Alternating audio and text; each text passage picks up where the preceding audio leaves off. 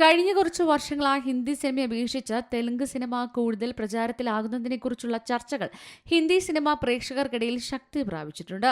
കഴിഞ്ഞ വർഷം അല്ലു അർജുന്റെ പുഷ്പ 2 പുറത്തിറങ്ങിയതോടെ പുഷ്പ 2 ഹിന്ദി പതിപ്പിലൂടെ 800 കോടിയിലധികം രൂപ നേടിയെന്നും തെലുങ്ക് പതിപ്പിലൂടെ 340 കോടി രൂപ നേടിയെന്നും വ്യക്തമായിരുന്നു.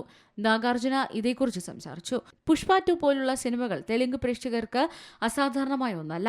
എന്നാൽ ഹിന്ദി സിനിമ പ്രേക്ഷകർ സിനിമയെ പ്രത്യേകമായി കാണുന്നു പറഞ്ഞു. അവരുടെ നായകന്മാരെ അങ്ങനെ കാണാനാണ് അവർ ആഗ്രഹിക്കുന്നത്.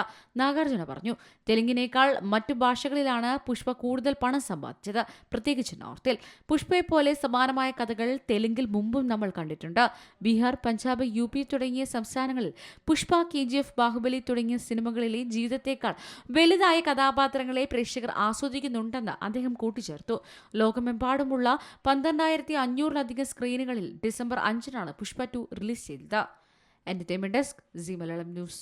ഏറ്റവും പുതിയ വാർത്തകളും വിശേഷങ്ങളും വിരൽ തുമ്പിലറിയാൻ സി മലയാളം ന്യൂസ് എല്ലാ ഡിജിറ്റൽ പ്ലാറ്റ്ഫോമുകളിലും ലഭ്യം.